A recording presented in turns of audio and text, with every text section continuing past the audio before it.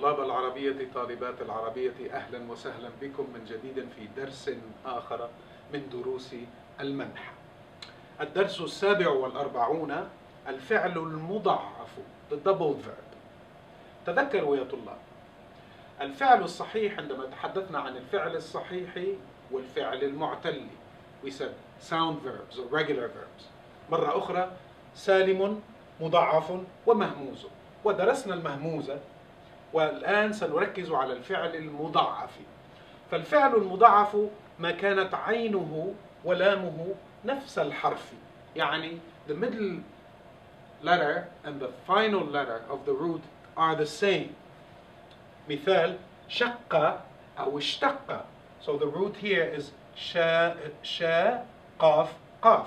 So قاف قاف repeat themselves. عد أعد اعتد واستعد نفس الشيء، عين دال دال. ومر استمر ميم را را. تصريف الفعل المضاعف. الحقيقة when we conjugate this verb, the concern is one of two, right? الإدغام, do we blend those two letters together under الشدة, right? Do we combine them together? Or فك الإدغام, when is it that we separate the two letters and we cannot actually have a shadda, put on them? So, الإدغام, we put the shadda when عين الفعل ولامه متحركتان. يعني the عين of the verb, the middle part, and the final part, its lam, both have vowels other than sukun, right? So, da becomes radda. Because the two of them have fatha, we can actually combine them under shadda. So, ista'adada, ista'adda. Now, when do we separate the letters? This is fakkul idghami. عين الفعل متحركة ولامه ساكنة. So, the عين of the verb has a vowel, fatha, kasra, dhamma, but the lam of the verb, the final part, has a sukun. Look at this example. Radadtu. So here we cannot say raddatu. صح? We cannot put them together. We have to separate the letters.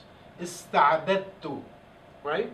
You see the difference in between the two frames. ملاحظة يجوز الإدغام أو فكه في المجزوم والأمر عندما ينتهيان بساكن. So it is actually possible to have either the shadda or separate the letters in المضارع المجزوم and in the imperative in those pronouns where your conjugation ends with a sukun, right? Not with drop in the noon. So, مثال, you can say رد أو أردد, meaning give me back or answer or react. So either one is correct. لم ترد أو تردد. Either one of them is correct.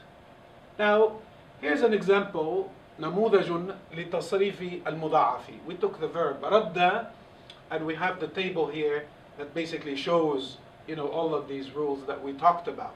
So if you look at أنا as an example, رددت أرد أرد أرد وأردد.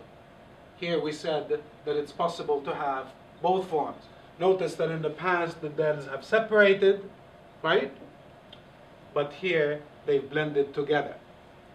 If you look at huwa as another great example, radda, both letters together, yaruddu, yarudda, yarudda, wa yardud. Basically, huwa is keeping, most of the time the two letters together. The possibility here in al-majzoom, comes up where you can also separate them.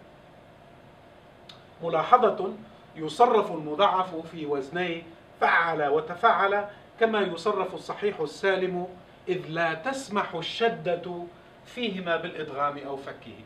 يعني we do have an issue actually with these two, right? إنه فعل, form فعل and تفعل already have a shadda in them. And so you cannot actually apply the rules of shadda or separating the letters any longer. So you have to conjugate them and treat them as a regular verb. مثال ردد وتردد. So ردد is to repeat, right? تردد is to hesitate. It stays تردد. There isn't really much we can do about separating, these letters or putting them together. عدد, تعدد, فكك, وتفكك, for to take something apart. شكرا جزيلا طلابي طالباتي، وأراكم إن شاء الله في المرة القادمة.